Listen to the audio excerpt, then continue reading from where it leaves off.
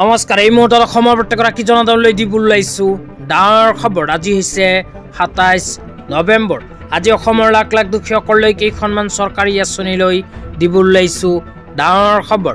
তো যিসকল মানুহে ভিডিঅ'টোত ক্লিক কৰিছে অনুগ্ৰহ কৰি ভিডিঅ'টো স্কিপ নকৰি প্ৰথমৰ পৰা শেষলৈ চাই থাকিব, কিয়নো এইটো ভিডিঅ'ৰ মাজত চৰকাৰী ঘৰৰ পৰা আৰম্ভ কৰি মহিলাসকললৈ কেইখনমান গুৰুত্বপূৰ্ণ খবৰ প্ৰদান কৰিম।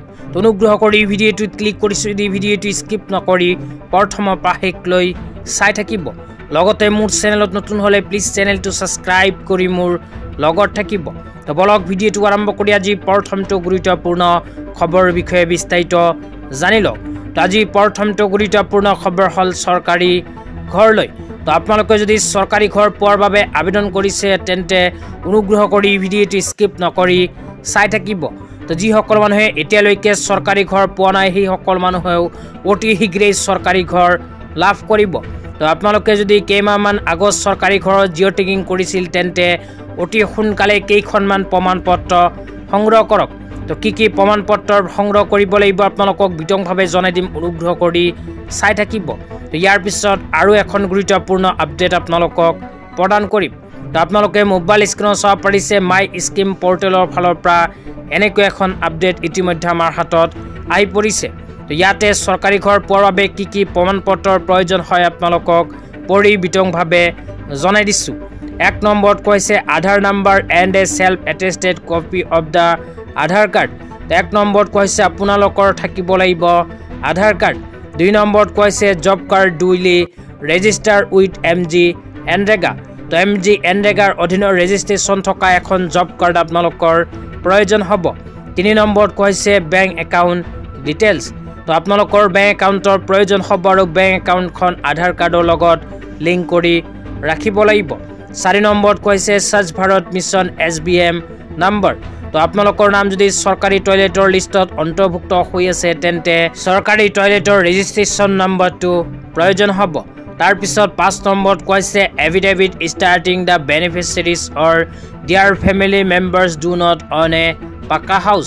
তো আপোনালোকৰ ঘৰত যে পকী ঘৰ নাই সেয়া প্ৰমাণ পত্ৰ হিচাপে এফিডেভিটৰ প্ৰয়োজন হ'ব পাৰে। তো সাধাৰণতে নতুনকৈ চৰকাৰী ঘৰৰ বাবে এইকেইখন প্ৰমাণ পত্ৰ আপোনালোকৰ সংগ্ৰহ কৰিব লাগিব। এইকেইখন প্ৰমাণ পত্ৰ নথকাসকলে চৰকাৰী ঘৰ নাপাব।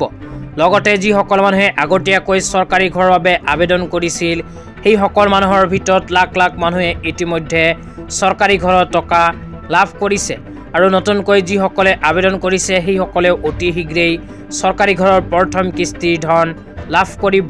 তেতিয়া আপোনালোকক দিবলৈ আহিছোঁ আজি দ্বিতীয়টো খুবেই গুৰুত্বপূৰ্ণ খবৰ।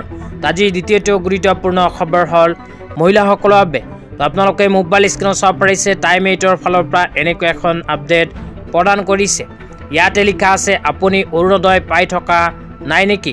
পূৰ্বতে পাই থকা অৰুণোদয় হঠাৎ বন্ধ হৈছে নেকি? তালিকাৰ পৰা আপোনাৰ নাম কৰ্তন হৈছে নেকি?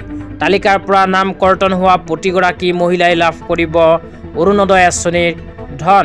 DC অফিচলৈ নোযোৱাকৈ লাভ কৰিব ধন। মুখ্যমন্ত্ৰী হিমন্ত বিশ্ব শৰ্মাৰ বৃহৎ ঘোষণা।